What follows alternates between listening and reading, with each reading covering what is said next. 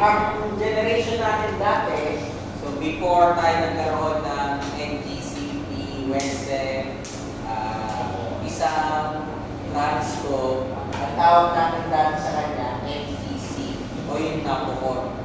So yung NTC dito, or National Power Corporation, yan yung NAPOCOR natin. So yung naririnig nila ngayon na NAPOCOR yan yun. NAPOCOR ang may hawak ng buong generation and transmission natin. So sila lang may hawak.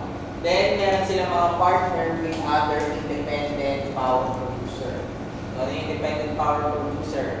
May isang company na may hawak lang na isang planta. Either they are solely in partner with NAPOCOR or they are solely working as an individual entity.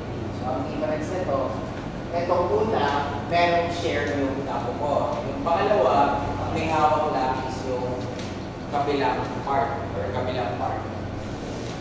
Okay, aside from that, pagdating sa distribution and sales, meron tayong category. Meron tayong 119 electric cooperatives. So, hindi kayo mawawalan ng electric cooperative na pwede nyo puntahan. 119 yan lahat. Marami yan. Meron tayong 17 na private distribution utility. Pag sinabi natin private distribution utility, ano yung mga business homes. So, example ngayon is Meralco, Pamulay, etc. Meron tayong local government units. So, ano yung sabihin nito? Ang may-ari sa kanila ay gobyerno. Okay, iba siya dito. Yung electric cooperative is parang private entity, pero ang may-ari niya is yung mga consumers itself. Kaya nga co-op ang tawag sa kanya, kaya nga cooperative. Kapag sabihin natin, dito sa Manila, yung mga ikaw, kaklase mo, katabi mo, meron kayong share sa cooperative. Ang difference nito, although profit generating ka pa rin, pero may tinitingnan mo pa rin is yung benefit sa lahat. Kumbaga, hindi ka purely based on profit. Hindi ka gaya nito, private distribution, siyempre, investor-owned to or commercial ang may-ari, kailangan talaga nilang kumita. And ito naman, is more on the service. Kailangan yung masigurado na hindi mawawalan na kuryente. So, yung difference na. Okay, so, 119 yung electric cooperatives natin, up to date. Okay. Now, meron tayong tinatawag ng mga regulators. So, yung regulators, yun yung mga tinatawag natin franchise granting authority. Yung nagbibigay ng prangkisa sa mga generating power plants mo. So, sino-sino sila? Congress, government. Meron tayong, syempre ang DOE, hindi naman mawawala dyan. So, Department of Energy is always included as a regulator. Dati, ang tawag natin sa kanya, ERB, Energy Regulatory Board. Ngayon, ang tawag natin sa kanya, ERC, yung Energy Regulatory Commission. Yan yung mga nababalitaan na parang sinasabi na pinayagan ng ERC magtaas ng ganitong rate, blah, blah, blah, or hindi magtaas ng ganitong rate. So, yun ang ibig sabihin ng regulator. I-regulate nila o sinisigurado nila na hindi magkaroon ng unfair practices. And, yung iba pa, National Electrification Administration. Ito ay more on technical concerns or technical matters. Sabihin natin, masigurado mo na yung mga planta mo ay gumagana, yung distribution system. So, NEA yun. So, pwede kayo pupunta sa NEA. Sa NEA, marami kayo makikita mga distribution plans or distribution system. Kung hindi nyo makuha yung data sa cooperative, pwede rin kayo pupunta sa NEA. So, another part. Now, ano ba maganda sa regulation? Sa regulation, meron kang laws, meron kang limits, and meron kang definition kung sino lang ang pwede mag-operate. Yan ang maganda sa isang regulated market. But there are still problems doon. So, ano yung mga problems doon? Example doon is may monopoly. So, may monopolize na may hawak mo. Ibig sabihin, kahit gusto mong magpalit ng kuryente na magsusupply sa'yo, wala kang choice. On the other side naman, kung ay ikaw ang may-ari ng generation company, distribution company, transmission company, meron kang tinatawag ng obligation to serve. Wala kang choice. Kahit sabihin natin na lulugi ka na, kailangan mo mag-serve. Unless, wala ka nang pwedeng bigay. Yun yung nangyari sa Pilipinas noong 80s or 90s. Walang choice yung gobyerno. Kailangan nila mag-supply. Pero dahil nga baon tayo sa utang or maraming mga binabayaran ibang bagay, yun yung nag-cause kaya nagkaroon ng mga problems. Kasi, i-regulate mo yung rates. Kahit gusto mo itaas yun ng 10 piso kung sinabi ng presidente gawin natin 2 piso lang yun, wala kayong choice. Wala silang choice. Kasi, syempre kaya gagawin ng presidente yun, kasi malapit na yung election, nagpapagood siya na, may scandal na lumabas sa kanya, or whatever. So, para mawala yung issue doon, papabaluin na yung selection niya. And, may guaranteed rate of return ka pa rin naman kahit ano. Although, yung profit margin natin is hindi ganun malaki. Sabihin natin mga 5% or 1%. Yes? Question ko dun sa obligation. So, yun nga sa bagay ito, isa agreement sa ngayon, parang kailangan na rin po nila ng certificate na wala po sila. So, let's say, sir, parang nakausan na po sila ng pwedeng kaibigan. Once po ba na meron po sila parang pwedeng kaibigan, obligation pa rin po sila ng kaibigan? Or... Yeah. So, yun yung nangyayari kaya tayo nagkakaroon ng rotating blackout. Kaya tayo nagkakaroon ng blackout ng matatagal during that time. Kasi syempre, wala kang supply. So, bibili pa sila. Pag nagkaroon, saka lang ka. Yun ang naging problem. Eh, walang magagawa yung mga tao. Kahit magreklamo sila, wala eh. Isa lang naman yung may hawak eh. Kumbaga, hindi naman tinitingnan ng gobyerno yung image niya. For the simple reason na wala namang choice. Kahit magsabi sila doon, ang may hawak na sila, government. Hindi ka gaya for instance, sabihin natin, magreklamo ka sa Meralco, ipa, ano yan, merong regulating body, which is the government.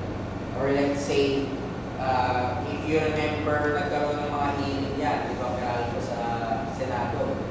So, pwede umabot doon. Ngayon, pero dati, hindi pwede ka umabot sa Senate hearing yan. Kasi, sino ba ang may hawak ng electricity?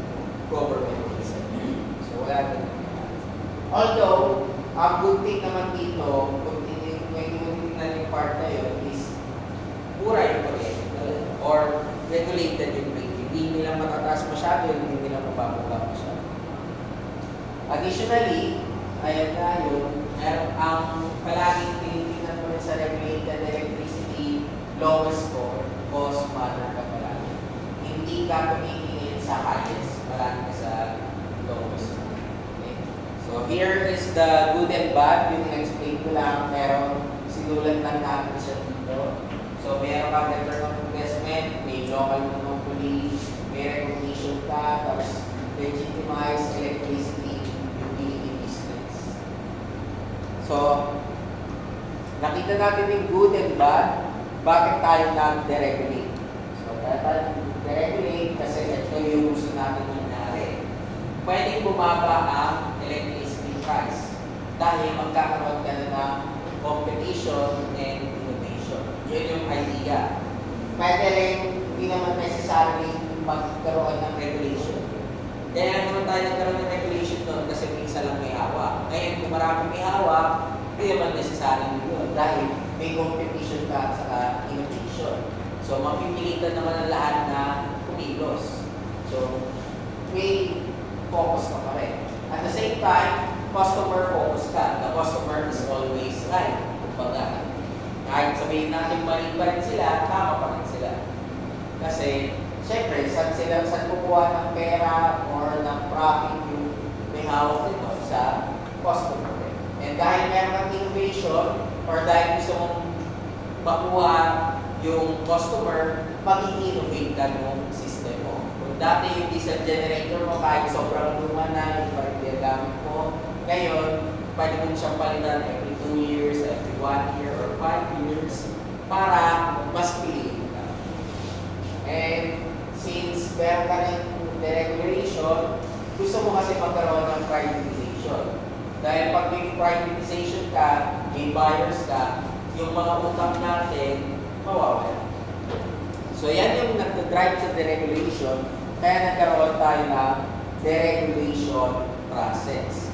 So when we talk about deregulation, ano ba ang ibig sabihin na? This is a process from top to down, often intertwined with privatization efforts. Kung makikita nyo originally, dati, kung meron kang generation, transmission, distribution, and sales, isa lang ang may hawak na. Yan yung original natin na concept. Ngayon, nagkaroon ka ng deregulation, pwede mangyari, meron kang multiple generating company. So, bilang apat, meron kang isang transmission company, multiple na distribution company. Then yung sales, pwede rin multiple. Sa may hawak, or pwede isa lang. Or pwede isa lang ang distribution. So, pwede mangyari, sabihin natin, lahat sila dadaan dito. Pero pwede ka nang mamili kung sino ang mamimili yung transmission kung sino yung mas mura. Pagdating dito, siyempre bibili ng mga to. So may separate yan. Pwede mangyari yung distribution, may ibang may-ari ng sale or pwede isa lang. So yun yung nangyayari. Yan ang tinatawag natin deregulation. From one bundle, you distribute na. And pag distribute ko yan, sabihin natin government lang may hawak nito, ito pwede mangyari, ito hawak ni Meralco, ito hawak ni government, ito hawak mo isa pang private entity. So yun ang ibig sabihin natin na deregulation. And why we do this? Para magkaroon tayo ng foreign investment. Since may foreign investment ka, magkakaroon ka ng cash flow. Okay. So ano yung goal natin? To create governance arrangement para magkaroon tayo ng long-term benefit. Magkakaroon ka rin ng incentive, efficiency, and competition. Kasi magkakaroon ka ng competition. Pero may kulang pa dyan. Mamaya dadagdagan natin kung ano yung kulang niya. Okay. So there are 4 approaches: franchise monopoly, purchasing agreement, wholesale competition, wholesale and retail competition. Okay. Simple layman's term. Dito, sa Pilipinas, sa pagitan nito, meron tayong dinadagdag na isang spot market or stock market kasi tawag natin pag stocks. Yun yung lesson. Ano ang idea natin dito? Sabihin natin, meron akong generating plant 1, 2, 3, 4. Yung planta number 1, nagbebenta ng 500 megawatts at 10 pesos per megawatt. Yung generating plant 2, nagbebenta ng 200 megawatts at 20 pesos per megawatt hour. Yung planta number 3, nagbebenta ng 350 megawatts at 15 pesos per megawatt hour. And yung last plant is nagbebenta ng 100 megawatt at 5 pesos per megawatt hour. Sabihin natin, hindi yan talaga yung presyo niya. Papasok siya sa transmission. Sa Pilipinas, yung transmission, ang may hawak niyan ngayon is yung tinatawag nating Transco. Ito yung may hawak na Transco. Ito may hawak na NGCP, National Grid Corporation. Okay.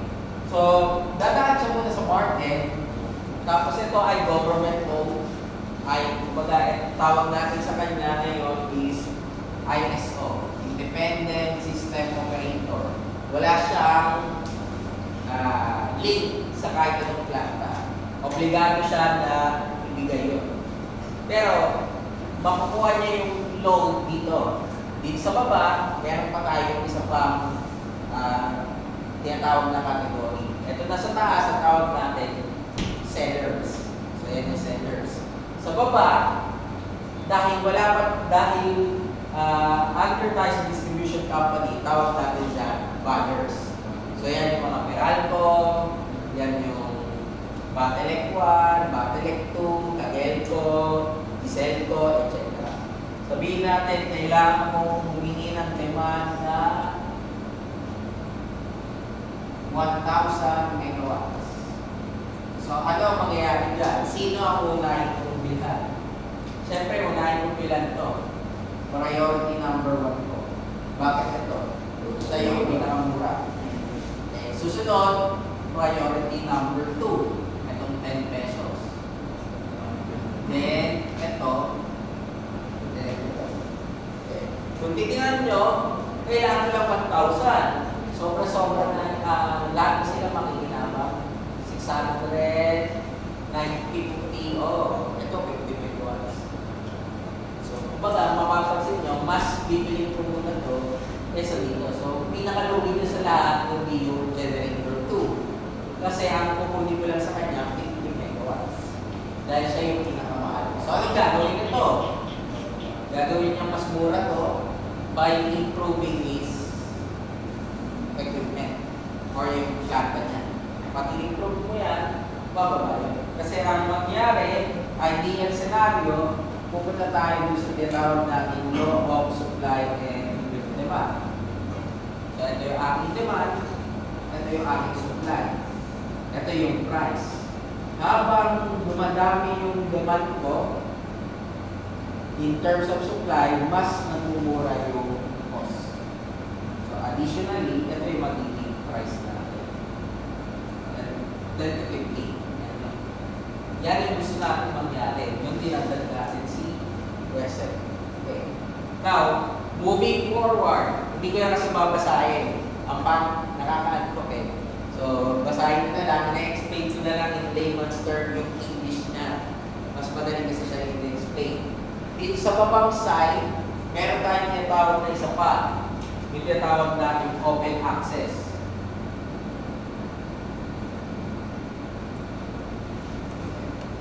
So, nag-open si Wesel now para sa mga may load na 100 kilowatts and above. So far, lahat ng loads na may 100 kilowatts and above, hindi mo na kailangan dumaan sa distribution.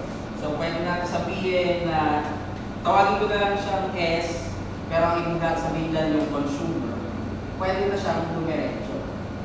So, hindi na ako dadaan kay Meralco, hindi na ako dadaan sa cooperative, ako na lang bibili.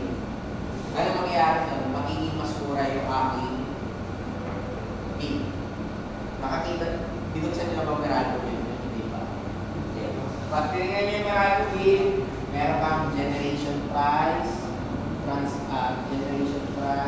transmission losses, transmission price, distribution price.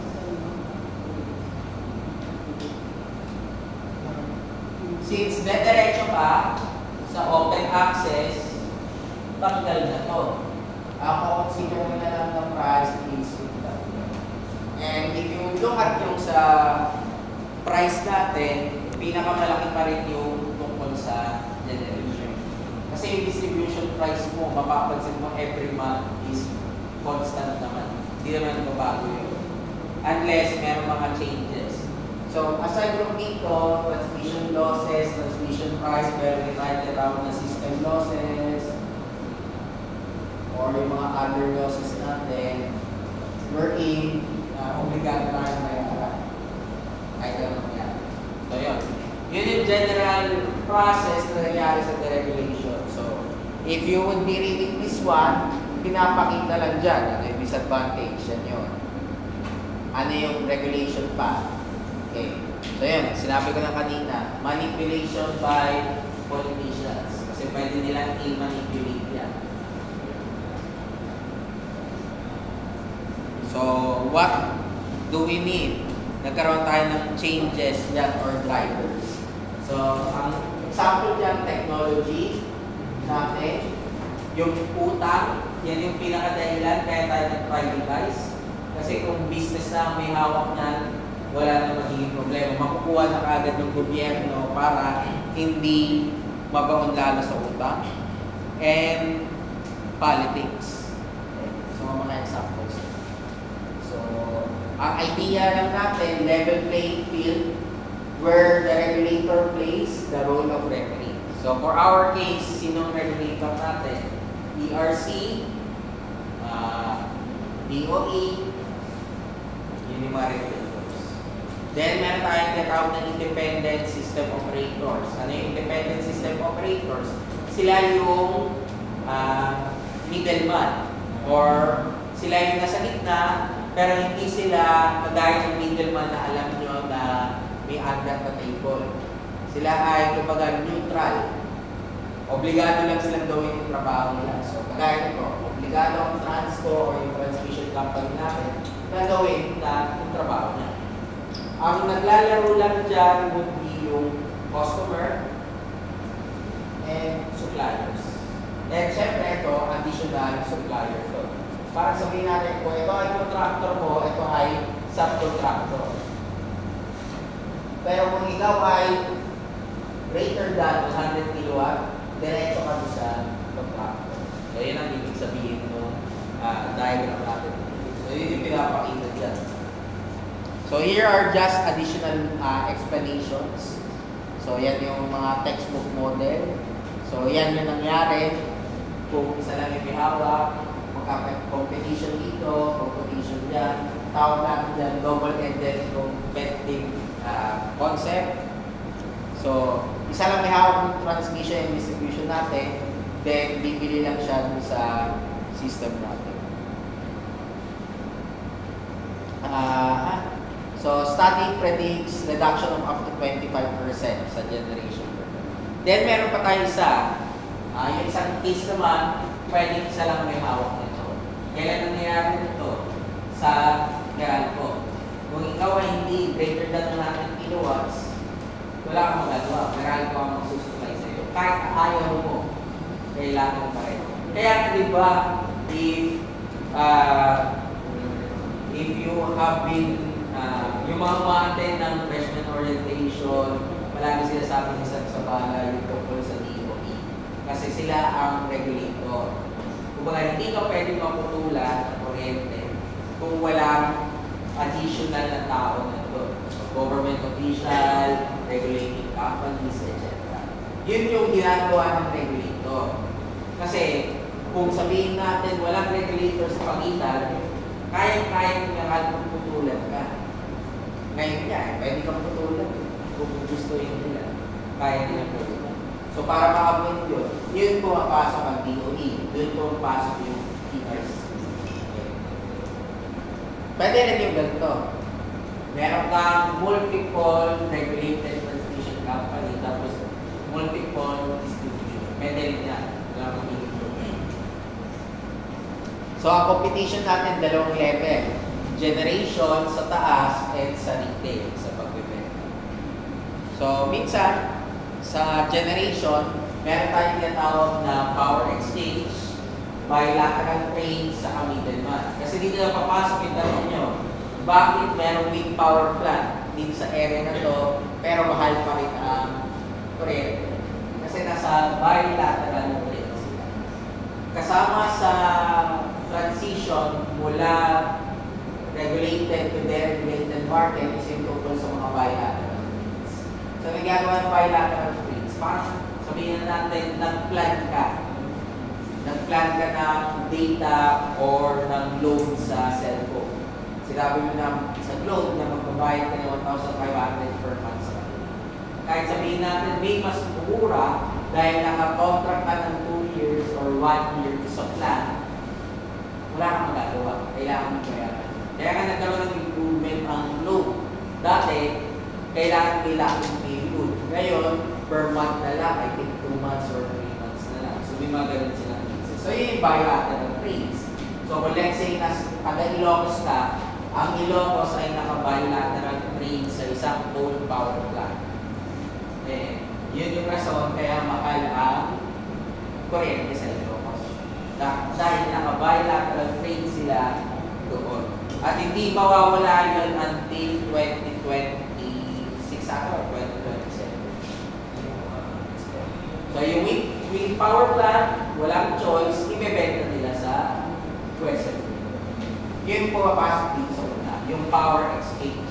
So, ang power exchange, directly benta sa website. Meron tayong tinatawag na middleman or power brokers. Ano yung mga example niyan? Sabihin natin, si Meralco, dati distribution lang ang business niya. Ngayon, si Meralco ay nasa generation na rin. Tinatawag nilang empower. So, if that is the case, sila yung broker or yung middleman.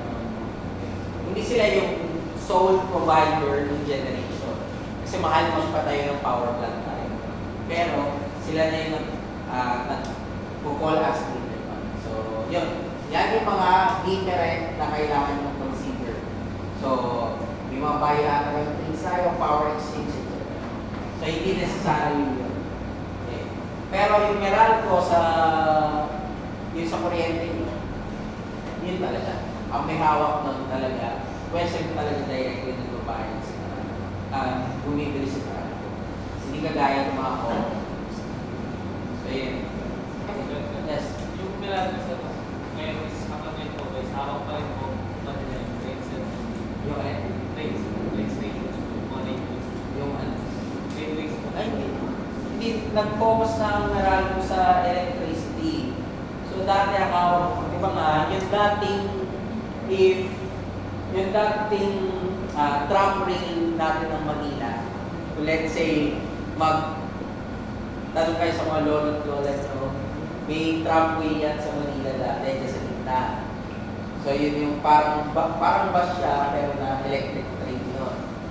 So, yun ang hawak ng Meralco dati. Kaya nga tawag, ano ba ang ibig sabihin ng Meralco? Manila Electric Railway and Lights Company. Hindi siya talagang lights lang. May railway sila umisa. Yun yung dati. Kaso, nasira na yun. Kaya, hindi na nila pinalitan yung pangalan nila. Railroad na lang sila. Railroad na lang.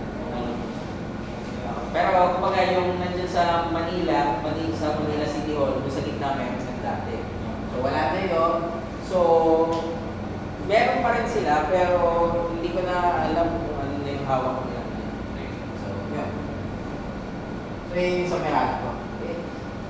Okay, next. Meron din tayo tinatawag na ISO, Independent System Operator. Sila, Transco. Sila yung may hawak sa transmission system. Or meron tayo tinatawag na ISAM. Yung ISAM naman is yung para sa private sector and liability management. So, isa rin sila doon. Ano ba ginagawa? Yes. Di ba may pinakita po yung isang system na tatlo po yung trans. Pag po ba ganun, mas mapapabilis or mas mapapadali po yun? Yun yung kasunod na slide. So, ano mangyari pag naging tatlo? So, yan.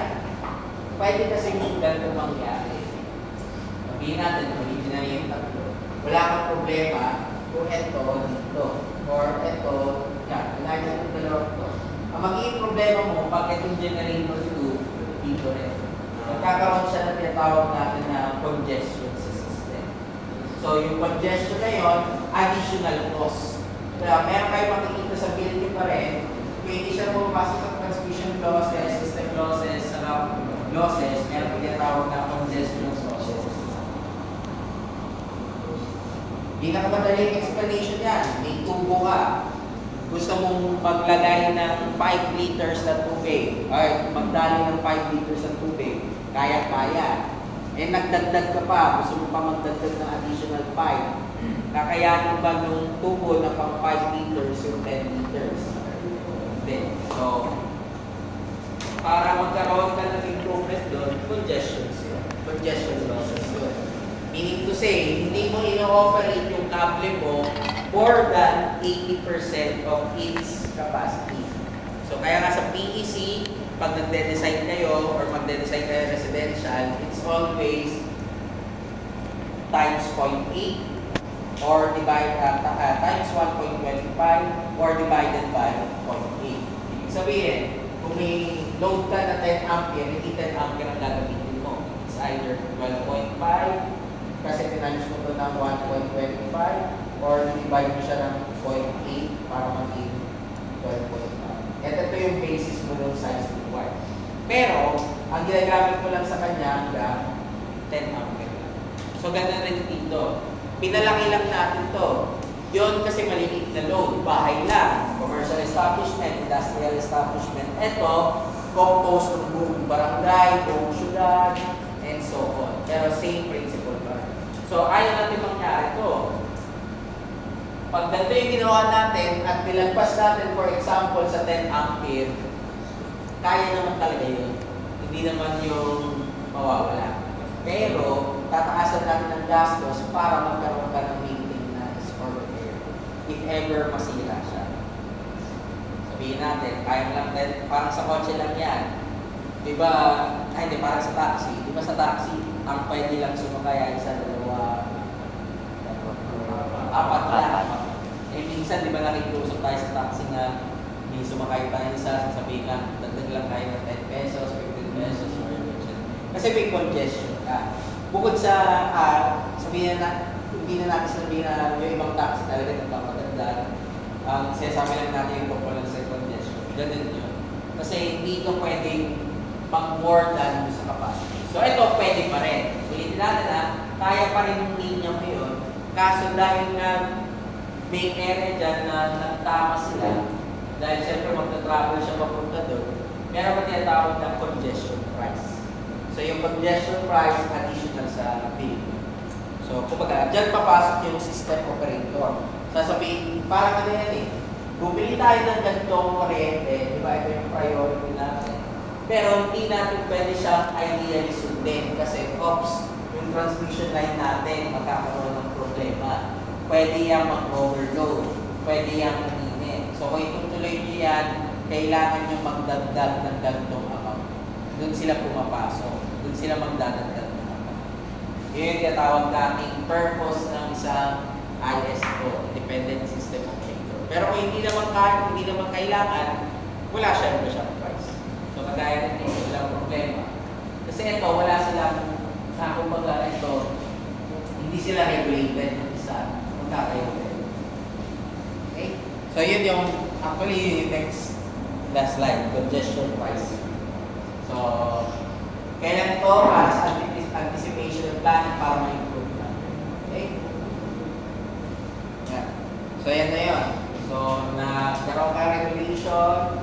So, ito yung mag-remain sa next slide. So, ang ibig lang sabihin nun, separate lahat. May ibang may hawak na org, location, identity, charter, ownership, leadership, business. Lahat-lahat. Gumagana ba siya? Not perfectly. One example nga is yung California. So, yung California yung nangyari. Kaya, kung gusto niyo talaga makita yung maganda at pangit na history ng electrical regulation, California ang tinitingnan mo. Sa Pilipinas ba, okay siya o hindi? So far, hindi. Simple reason. Marami tayong tinatawag na red tape. Bureaucracy pagdating sa generation. Yung pala, dun yung makikita. Ang IT, diba? Kaya nga nauso, yung pala, mali kasi ng explanation talaga sa CFA. Sa totoo lang, hindi niya dapat ulit sa akin. Hindi ko smartwas. Hindi ko matandaan yun ang explain na. Pag yung wind turbine pa, gagana pag walang hangin. Yung solar pa, gagana pag walang ilaw. Pinoy ata yun. The main reason is actually hindi dahil yun. Wala lang siya masabi noon kasi pumapasok na yung politics, pumapasok na din yung sabihin natin mga cronies. Siyempre, gaano siya, nag-pressure din siya. So, kahit gusto niya ng PV solar, bakit tinayo niya ng panahon niya is diesel generator, not natural gas. Okay. So, meron ganung aspect. Additional aspect is, ano ba mas madaling itayo? Natural gas, PV. Natural gas. Yung PV, ngayon pa lang natin nakikita yung development. Kung magbabasa kayo, ngayon pa lang natatayo yun. So, kung sabihin natin yung regarding sa restructuring process, kung okay ba sa Pilipinas, actually, nandun tayo sa gitna. Tapos ngayon, haluan mo pa ng politics. Meron mga nagsasabi na kailangan i-revisit ang Pipira Law, which is partly yes and partly no. Depende naman sa aspect. So, yun yung pag ito yung focus mo or ito yung pag-aaralan mo, hindi mo maaboy kung mag-aaral ka ng law. Magpa-politics ka talaga. Hindi necessarily kailangan maging attorney ka, kahit mag-aral ka lang ng konting politics. Okay, so yun, papakita ko lang dito yung restructuring experience sa Pilipinas. So ayan, makikita nyo dito yung pag-increase ng capital natin. Nag-start tayo sa NAPO 4. Tapos nagkaroon tayo ng utang ng 3 billion. Ayan, 1974. Nilipat ng NPC sa Office of the President. Then, dati yung NPC nakaiwalay. Binalik siya sa DPWDC. Wala pang DPWH noon. Natawag sa kanya ng DPWDC, Department of Public Works, Transportation, and Communication. Ngayon, nagkaiwalay na yan. Meron tayong DPC, meron tayong DPWH. O dati mo kasama. So, sa Marcos po ba yan? 1970s. Kay Marcos ba? Yeah, kay Marcos na yan. 1970s. Pero, ang maganda naman kasi, during that time, hindi naman maiwasan kung bakit kailangan umutak kasi nagkaroon ka na tinawag na electrification. So, it's always, there's always two sides of the story. So, you need to understand kung saan ka mas maniniwala. Ano na yan? Opinion based na yan. Marami rin naman siya mga plano. So, kagaya niya, nagkaroon ka ng island grids. Doon nagsimula yung electrification and yung maraming increase. Ang naging problema lang dahil nga sa mga gusto niyang gawin at naluwan din ng mga politics as well ng mga promise niya. So, nakita yung bad side, yung mga achievements niya. So, yeah, 3 billion. Then, around 1976, umabot na yung utang natin ng 12 billion. Tapos, umutang pa tayo ng 4 billion. Ano rason? Nuclear power development. So, ang plano kasi dyan is magtayo ng nuclear power plant, which is nangyari. Yun yung bataan. Okay, so around 1976 yun. Then, around 1977, nagkaroon na tayo ng DOE, tapos yung mga policy coordination. 1978, medyo tumaas yung capital natin, and nagkaroon pa ng corporate care organization.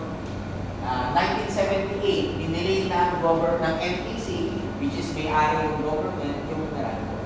Kaya naipat yung Meralco sa government. Kasi binili talaga sa totoo lang, binili siya. Okay, ano yung mga assets nun? Ito, puro mga fuel storage at saka generating plants.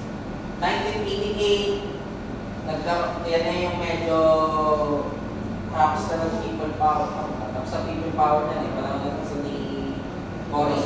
Okay. So, pinag yung price ng 2 pesos and 50 centavos per kilo.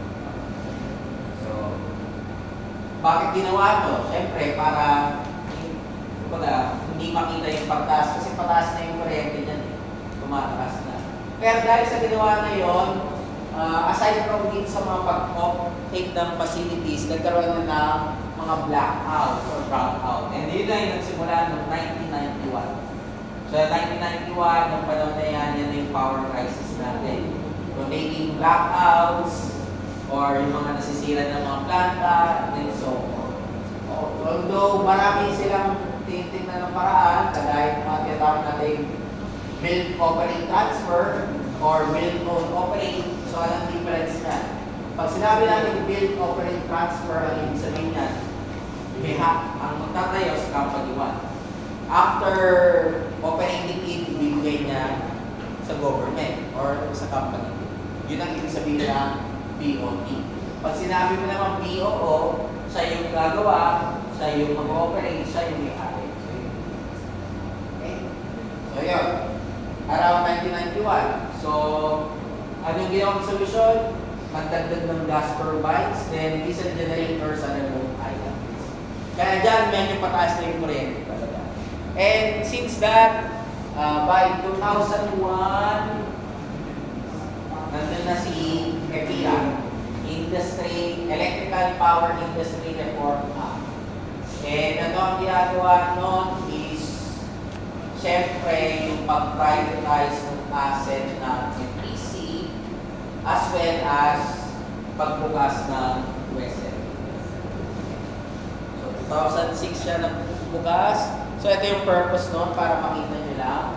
Okay. Private capital, transparent. Although, di-discuss ko sa loss to or di-discuss ko sa loss, binalikan lang natin. Review lang. Yan yung EPIRA law natin. Purpose. Meron diyang purpose kung bakit wala tayong nuclear power plant. Later on, makikita natin. So, yan. New and renewable resources, public interest, efficient use, privatization of assets. Ay, hindi ko ata nasama. Isa sa disclosure or nakalagay sa EPIRA is hindi paggamit ng nuclear power plant. So, nakabanding yun sa EPIRA na purely magsishift tayo papuntang renewable resources. So, yun yung naging problem. Okay. So, ito lang yung nangyari sa mga sectors. Actually, na-explain ko na rin naman siya. So, let's just put the slides on. So, yan. Yung Transco, National Transmission Corporation. Then, sa retail, yung PESEF. Okay. Ano pa yung features? Ito, yung universal charge. Kaya, pag tinignan nyo yung bill ng kuryente nyo, may tinatawag na universal charge. Ang nangyari dyan, babayaran ng gobyerno yung ilang percent. Saan ba kinukuha ng gobyerno yung pangbayad nila? Sa atin natin. Yung kalahati, babayaran or certain percentage, babayaran ng private company. Which, saan po yung private company? Sa atin lang kayo. So lahat, layman's term, lahat yan tayo ng babayad. Although hindi siya clearly na sinabi doon, utang ng gobyerno. Mga sinabi siya, generation cost, universal charge, etc.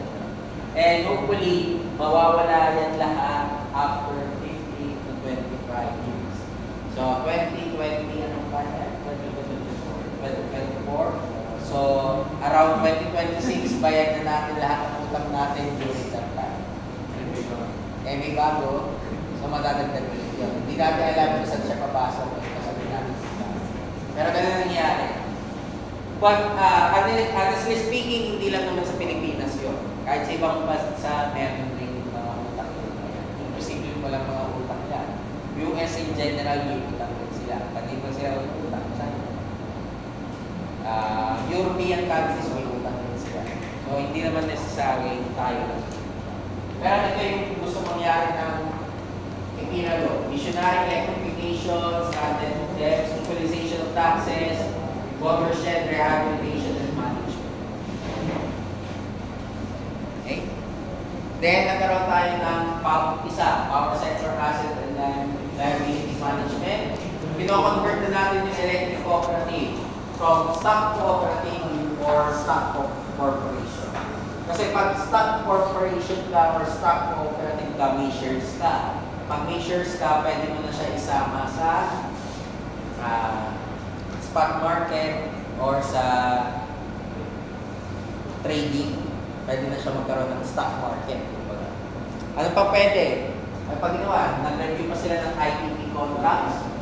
So, nagkaroon tayo ng rate reduction na 30 centavos per kilowatt hour. O tinatawag natin cross subsidies. Okay. So, ito yung mga milestone ng EPIRA. So, nagkaroon ka ng price. Dito ka matatawa.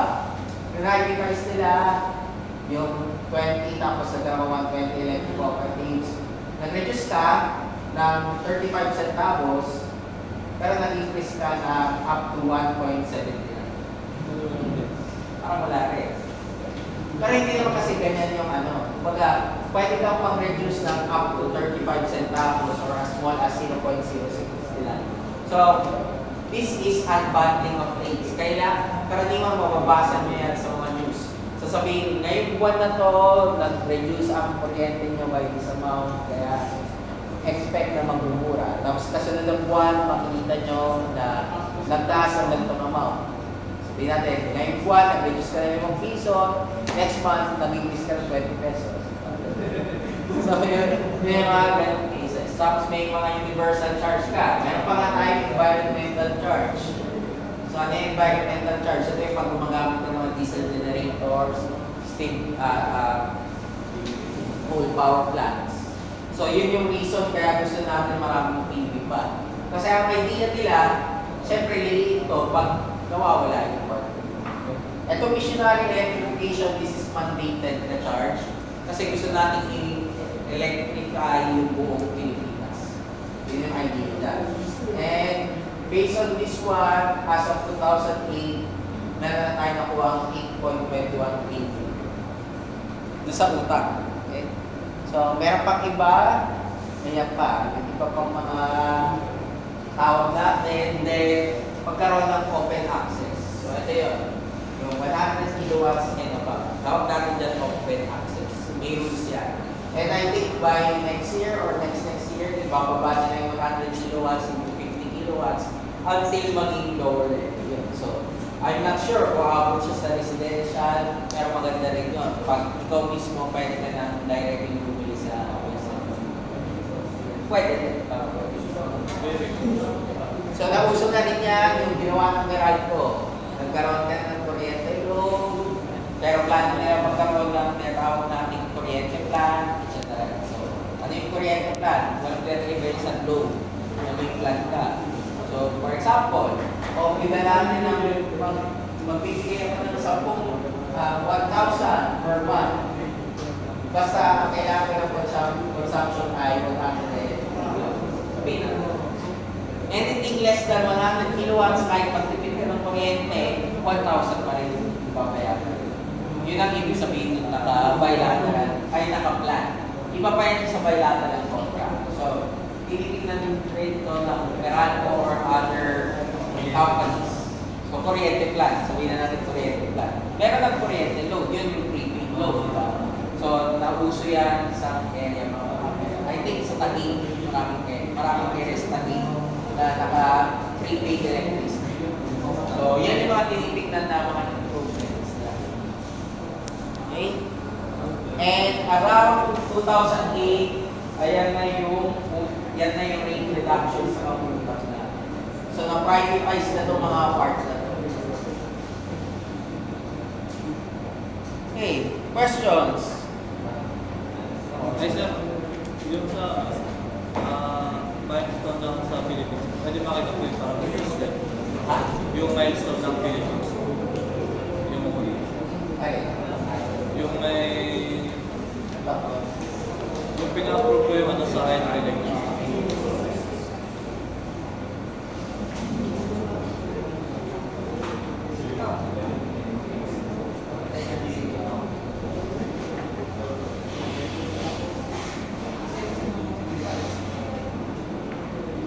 Ayan sir.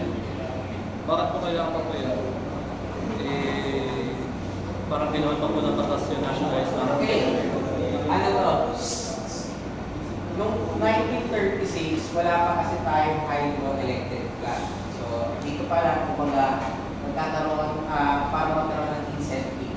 Kasi ang tinitingnan natin dati, yung mga main dams natin is for irrigation, for agriculture. So, Electrification. Electrification yan. Tinitingnan nila, dapat itong mga tubig na to, pwede rin natin gamitin sa kuryente. Kumbaga may mga dams ka na nun. Hindi ma-avoid yun. Mga panahon na yan, may dams na. Pero application ng dams natin is more on irrigation or agriculture. So, nung ginawa nila to, around 1936, pwede mo na siyang gamitin for electricity. So, naka-strict yung policy doon kung kailan mo siya pwede gamitin. Kasi take to, may problema pa rin pag ginawa mo na siya kasi kailangan mo mag-imbak ng tubig. Paano kung umulan? So, aakaw siya. So, yung mga ganun na aspect. Kaya binabalita, for example, na yung level ng Magat Dam ay ganitong level na. Or yung Angat Dam ay nasa critical level na, etc. So, bakit nila pinagano'n? Para malaman nila, oy, kaya mahal ang kuryente nyo, hindi namin pwede gamitin yung angat dam or yung magat dam kasi nasa critical level na siya. Hindi pwede yung pang-irrigation na siya or other factors. Pag sumobra naman, ano ang magiging problema? Baka magkaroon ng baha dyan sa area, etc. Gumastos kayo ng kuryente, something like that.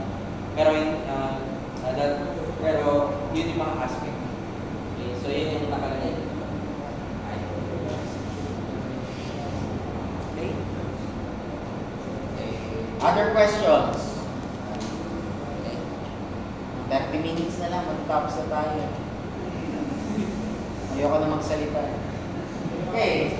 So, punta tayo sa part. Ano yung WESM? So, WESM is Philippine Wholesale Electricity Spot Market. So, ang WESM ay composed nito. Dati, before Emira, yan lang ang structure natin. Meron kang MPC, may Transcoga, and customer. Ngayon, saan papasok si WESM? Mamaya, makikita nyo kung saan papasok si WESM. Okay. So, ang nangyari is, nagkakaroon ka ng end user, nagkakaroon ka ng competition, pati dito. Both sides, generation and distribution. And yun yung ginagawa ni RA 9136. So, within 1 year from the effectivity of the act, the DOE shall establish a wholesale electrical spot market composed of wholesale electrical spot market participants. The market shall provide a mechanism for identifying the selling price of the actual generation. Or, kung babalikan natin itong original structure natin na to, idadagdag natin sa gitna nila yung WESM. So, nandyan na yung WESM. So, yung WESM, siya yung parang middleman, or sabihin natin yung middle point ng transmission and generation. So, ano ginagawa na? Ito yung magiging system operator kung saan yung kukuhanin niya ang connection. Sabihin natin, meron kang planta. Hindi lang natin. Pero, hindi naman ganito talaga yung mangyayari. Hindi naman ganito talaga mangyayari sa totoong power system. Sabihin natin, meron kang tatlong generator. Nakagamit siya sa bus bar. Tapos may switch tayo. Tapos ito yung aking mga load. Okay. Yung tagabukas ay tagasarado ng switch, yun yung ating ISO. Yan. Ito yung ISO natin.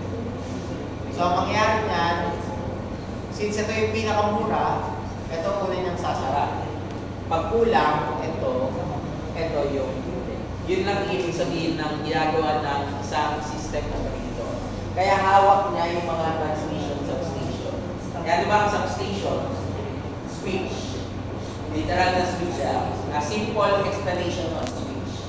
Kasi pag binukas mo yung breaker doon, wala nang papasok doon. Or pag hindi mo siya in-energize or in-operate, walang papasok. But you need to consider may mga limitations yun. So, hindi sa distribution system, transmission system yun na lang. So, yun lang yung ginagawa ni Transco. Nag-prepare siya sa pagkakasabit ni USM.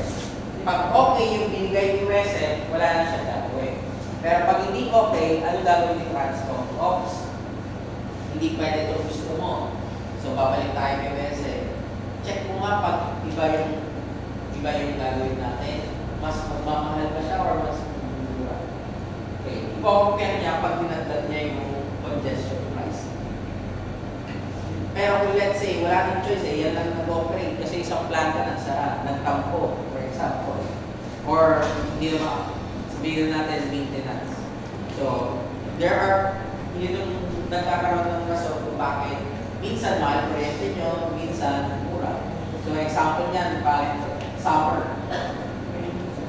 Hindi dahil mainit. Dahil yung angat, example lang yung init, tama yun. Pero hindi yun yung main reason. Example niyan is yung mga hydro plants natin, which is majority nagpo-cost ng pagmura ng kuryente, hindi natin ma-utilize 100%. So, sa tayo kukuha, natural gas, etc.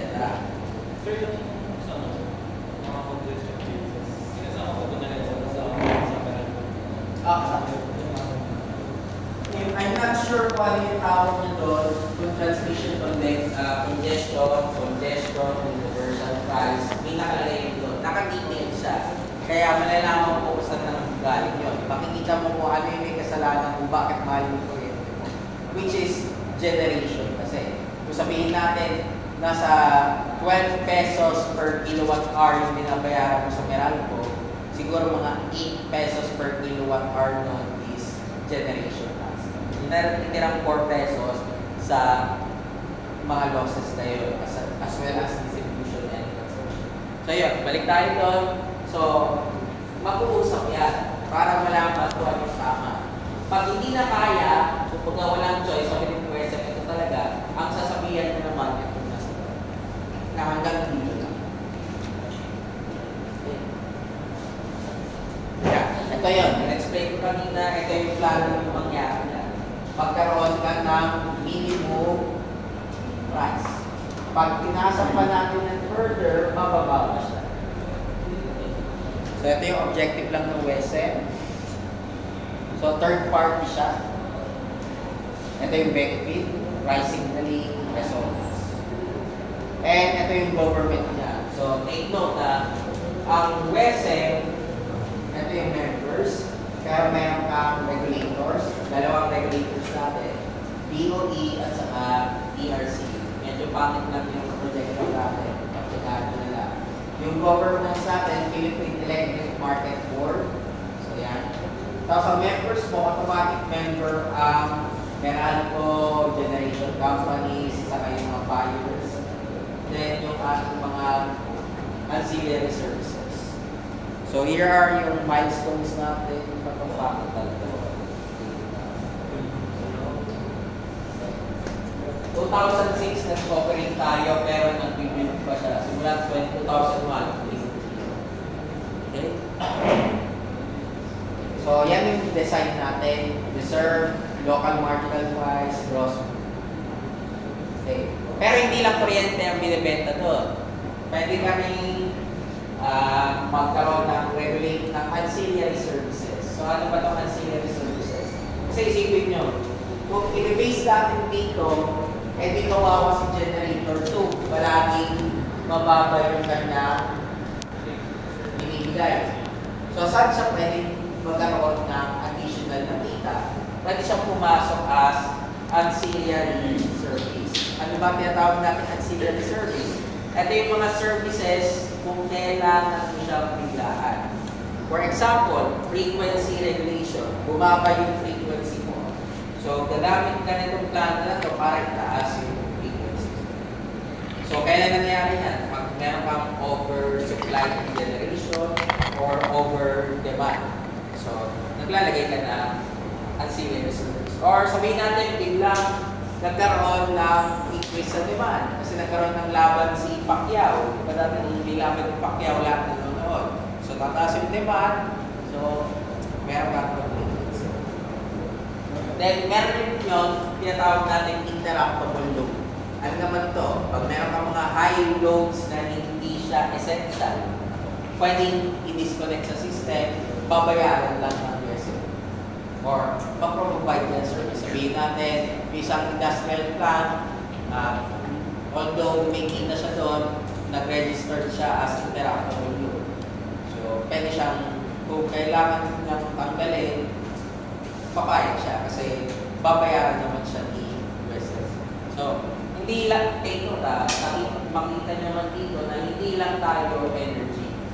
Pagdating dito, nung nagkaroon din ng USS, meron pa na rin backup, frequency following, and so on. So, yan yung mga additionals na meron siya. Okay.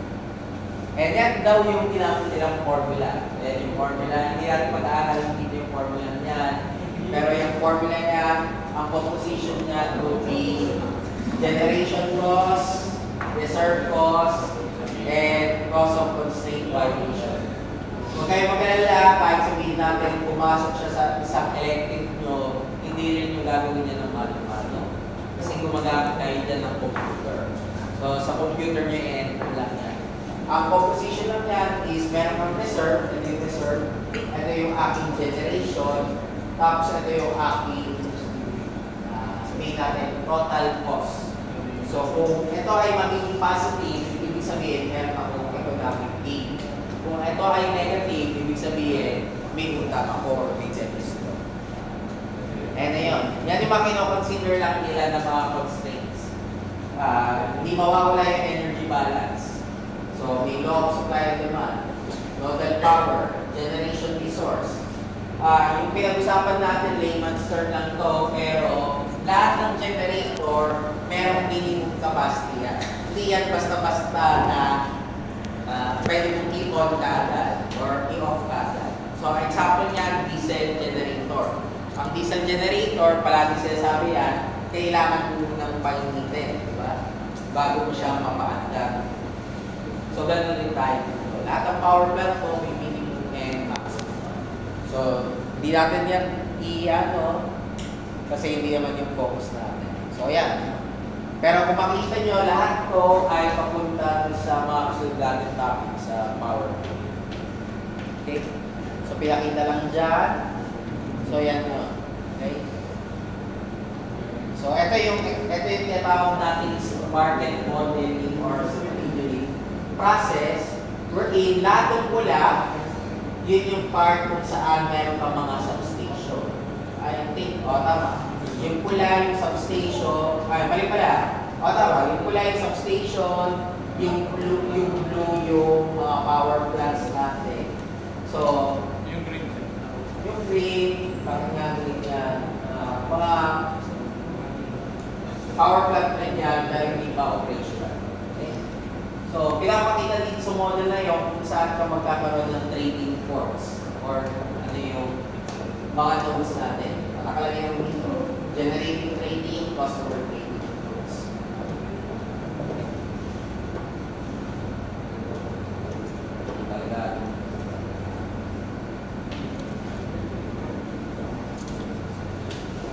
So yun, balik tayo doon.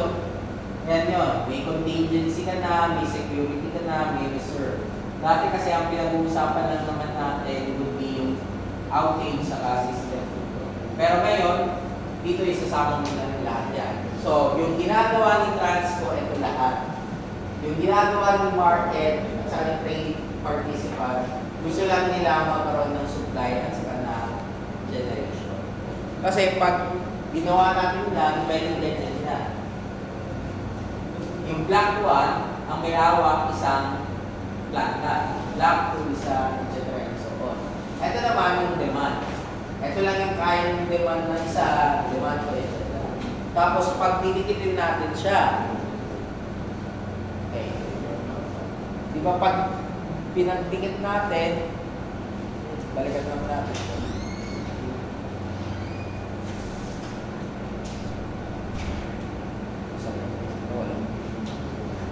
Pag pinagdikit natin yon, doon natin makukuha yung price nun. So, kung babalik tayo dito, since sumabot tayo ng 20 pesos, ang susunod mong price ay 20 pesos. So, si generator 2, break even, pero si generator 4, tubong lugaw. Kasi 5 pesos lang siya, pero 20 pesos lang. So, kung let's say ikaw ay nandiyan sa part na yan, pag kailangan mo malaman saan ka dapat, doon ka ba sa gitna, doon ka sa umpisa, o doon ka sa dulo. So titignan mo. Kaya ang kawawa dyan, karaniwan is yung mga natural gas, yung mga thermal power plants, kasi mamahal yung kuryente. Mahal yung kuryente. Ang nakakatipid dyan is yung mga renewable. Pero hindi nila pwedeng itipid yun masyado, kahit pwede, kasi siyempre, i-consider nila yung capital outlay nila, yung paggawa ng planta. Okay? So, yan lang, mga slides lang yan, hindi ko na i-discuss. Ito yun. So, meron kang schedule, hanggang dito yung price natin. So, ito yung susundin mong price. So, makita natin dito na may kita si generator 3, 2, at saka si 1. Si generator 4, walang kita. Si Si generator 5, generator 6, saka generator 7, hindi kasama sa usapan. Kasi kahit sabihin natin umabot na din sa price nito, lugi na sila. Dahil yung price mo ang ganito na. Okay. So yun yung nangyayari sa stable. Or kung papakita natin yung order niyan, makikita nyo dito sa order na to na mas pipiliin ko si generator company A, tapos si B, tapos si C, si D, at saka si D. Kasi ang pinakamura ay si A. So, ang tawag natin doon, merit order. Yun lang ang ibig sabihin yan. Yan yung ginagawa natin sa WESE. So, check nyo lang yan. Hindi naman kasama yan sa quiz. Huwag kayong mag-alala. Pinapakita lang natin kung ano yung nangyaring operation. Then, in terms of forecasting, ito yung rason kung bakit importante ang forecasting. Kasi, gusto natin magkaroon ng projection. So, ngayon, ang ginagawa na natin is up to this one. RTD and RTX na. Nasaan na tayo? Real-time delay, real-time ex-ante, at saka real-time ex-post. So, ano yung sabihin na ito? Every 5 minutes, pwede na ako magkaroon ng forecast. Pero yung gagawin nyo sa design nyo, hindi ito. Ang gagawin lang natin, 1 hour. Every hour, or every day, or every week. So, yun yung difference. Anong kinagandaan ko? Walang pinagkaiba yan sa weather forecast. Malalaman mong kagad kung mawawalan ng pasok or hindi sa weather forecast. Dito naman, alam na kagad ng transmission or ng generation company kung ilan sa supply na kailangan. So, pumapasok dito yung forecasting. Yan yung forecasting.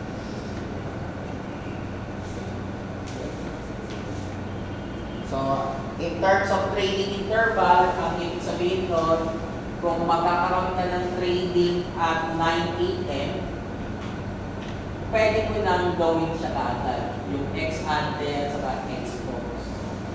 Exact, yung ex-ante is 5 minutes before 8 a.m. Yung ex-post is 5 minutes after 9 a.m. Yun lang yung ibig sabihin. Yung isa before, yung isa after. And based on WESM, yan yung as of 2008, yan yung nangyari. Nagkaroon tayo ng increase ng demand, energy volume, spot market natin, nag-decrease, saka yung value niya. Okay. Bakit kaya tayo nag-decrease dito ng 2008? Simple reason lang naman yan, kasi yung 2007 natin, ang pinag-uusapan natin isang buong taon. Yung sa 2008, hindi pa. Kaya medyo nagkaroon ka ng increase. Okay. Dito, pinapakita yung mga participants. So, Meralco, ang pinakamalaking participant ng WESM. 4,633. Then, meron tayong mga iba pa cooperative as well as indirect. Pagdating sa trading participants,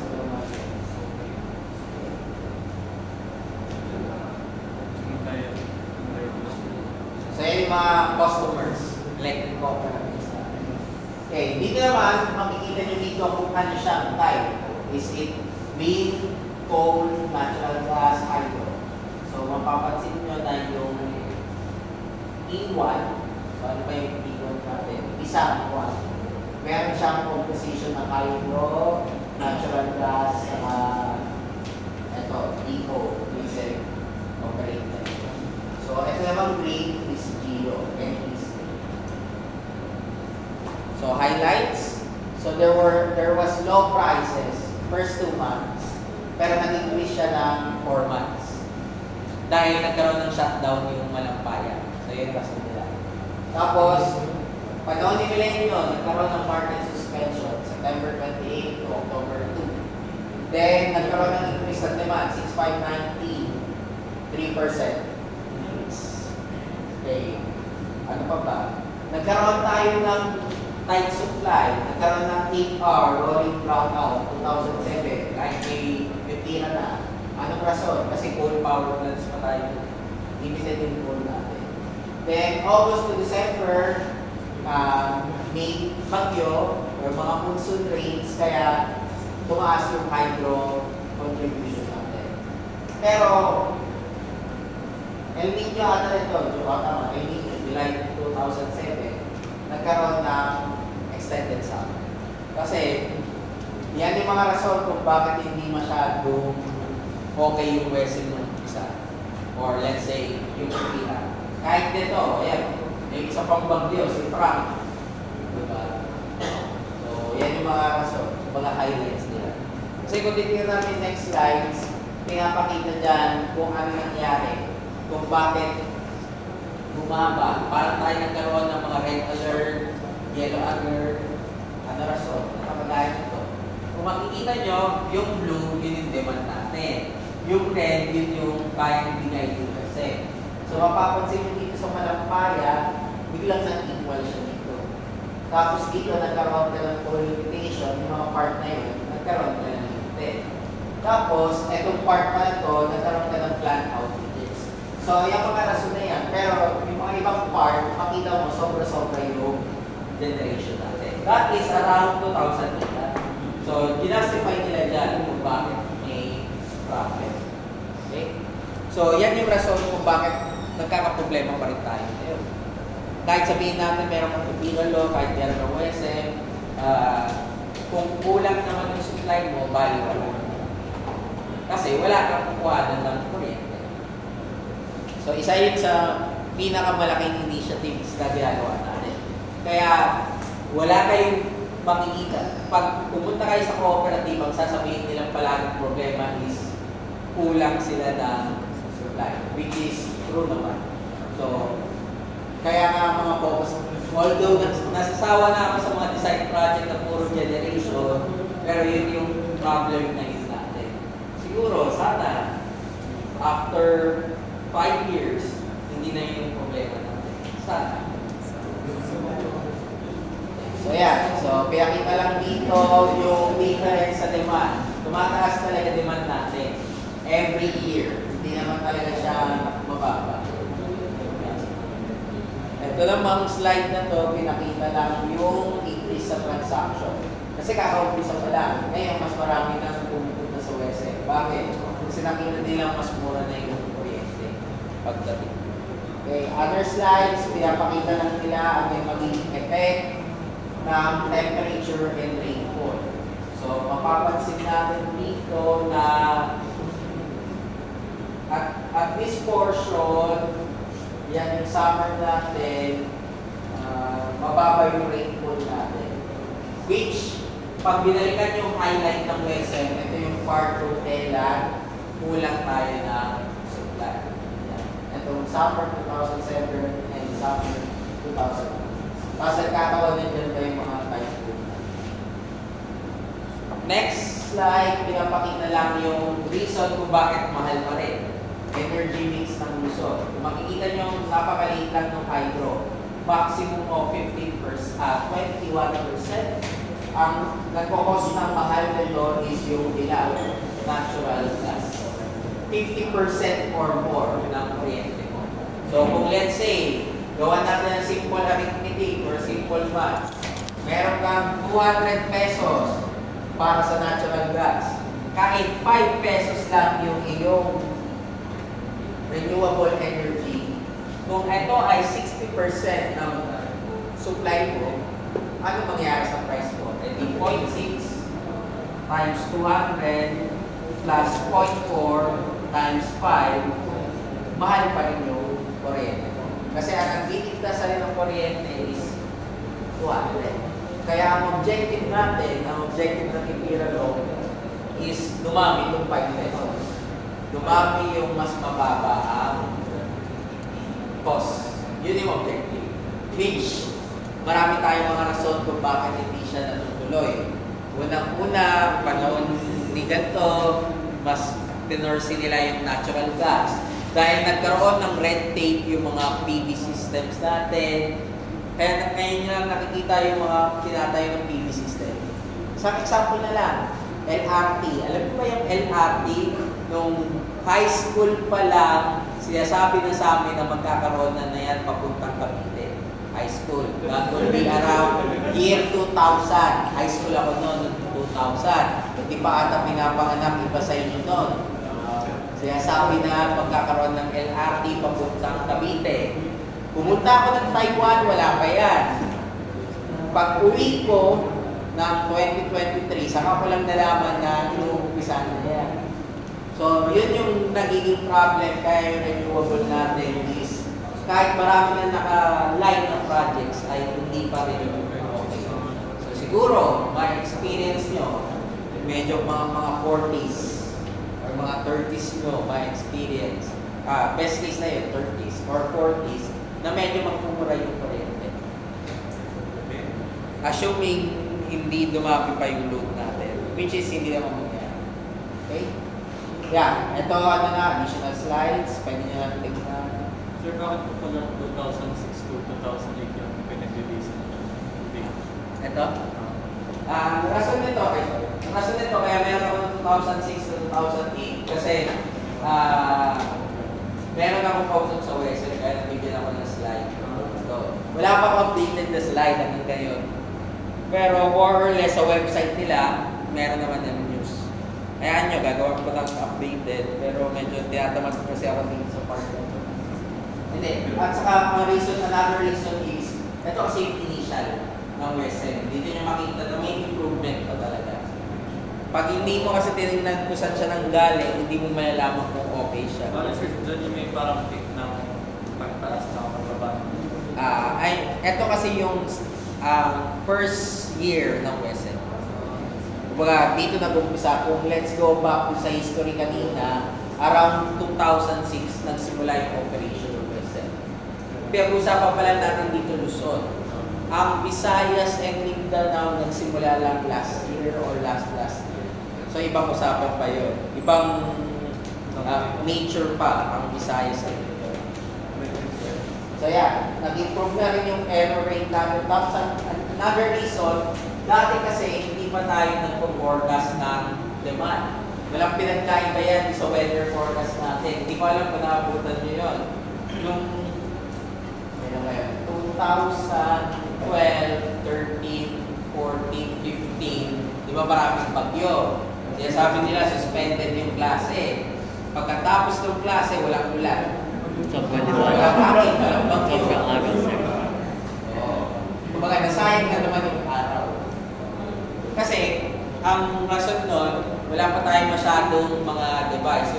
Yung Doppler radar natin, hindi pa nabibili ito. Tapos, yung weather stations, kumbaga hindi upgraded. Pero ngayon, medyo tumitino na yung weather forecast natin. Kahit pa. Okay. So, ayan. So, ganoon rin dito. So, medyo may problema pa tayo sa error. Isa yan sa mga tinitingnan mo. Hindi na pwede kasi mag-forecast kung bakit yung error. Okay? So, next slide, pinapakita lang kung ano nangyari sa transaction natin. So, medyo naging okay.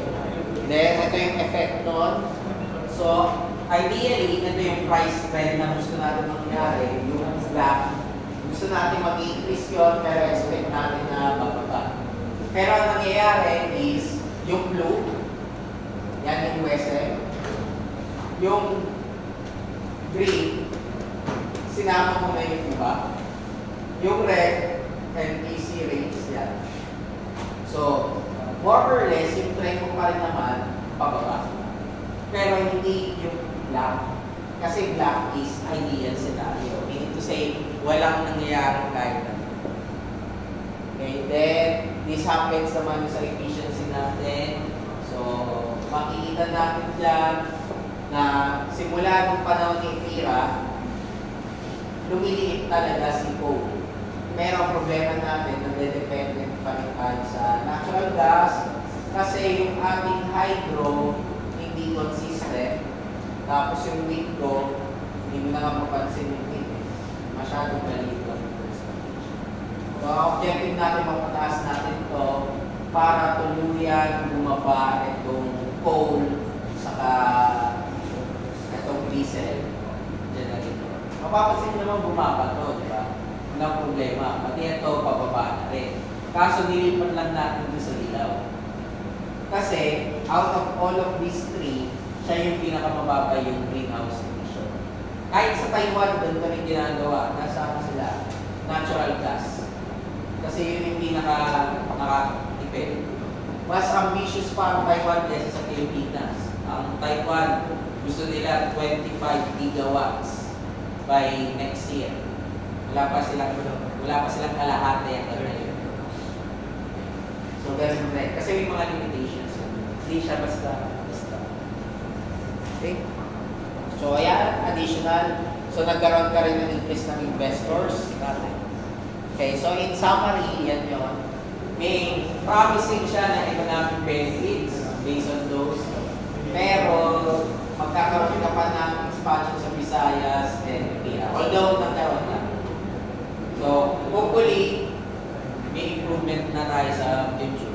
So, ito yung mga challenges. Congestion, supply, natural calamities, political. Kahit sabihin natin, hindi na hawak yung gobyerno, nandiyan pa rin. Kasi hawak ng gobyerno pa rin ang DOE at ERC. Natural calamities. Hindi naman pwede sabihin sa bagyo na doon kayo sa China pala. Kahit sabihin mo na sa China, sa sila dumadaan. Pinas pa rin. Di ba dumadaan naman talaga sila sa China? Kaso, kawawa pa rin ang Pinas. Okay. Transmission congestion, saka supply. Okay, yeah. Okay, may questions? Yung sa West M, so, di ba sir yung parang nagsimula ka ng institution? Eh ba na sir yung sa Visayas sa Mindanao? Kaka-start pa lang po ng West M branch.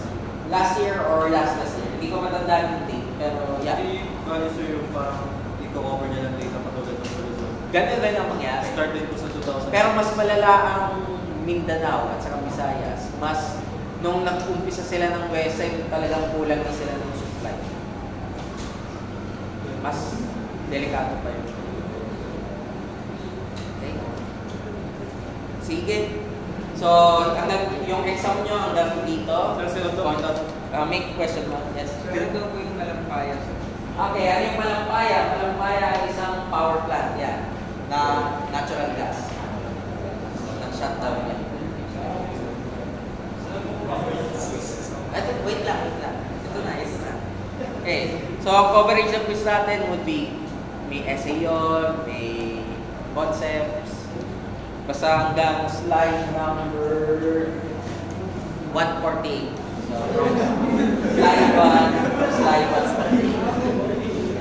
Pero more or less yung concept lang naman yun. Ang concepts natin, yung mga history na electricity, etc. Tapos yung essay is more on sa regulation, deregulation. Ito last topic.